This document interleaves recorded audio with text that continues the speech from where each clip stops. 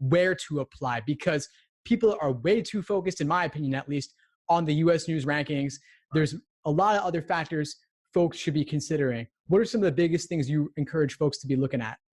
Absolutely. Well, one of the things I always tell people is, listen, when thinking about law schools, what you have to understand is that the U.S. News ranking is a tool. It is not the one final resource that you should use to make your decision. Understand that practically for most of your life, you have all the receipts of what you need in order to be successful.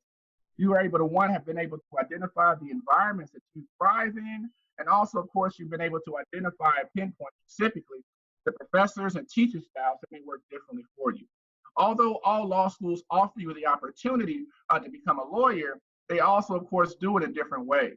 I would encourage people to often be true to themselves and say to yourself, what type of environment do I work best in? Do I work best in a stadium-sized environment, or do I need a situation where it's going to be much more intimate and much more close in regards to class size? Do I need a situation where the professors, of course, have an open door policy and they're rated pretty high in that regard? And that may be something that you want to consider. Now, of course, we do bring in the U.S. News ranking.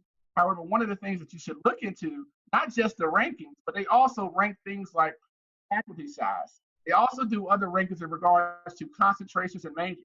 And one other thing that you have to think about is, where exactly do you want to live? Because if in fact you want to live in a particular location, then it probably be in your best interest to be able to select going to a law school at that location, because oftentimes when you're thinking about employment, the place where your school is going to carry the most weight is going to be in the region where you're currently located.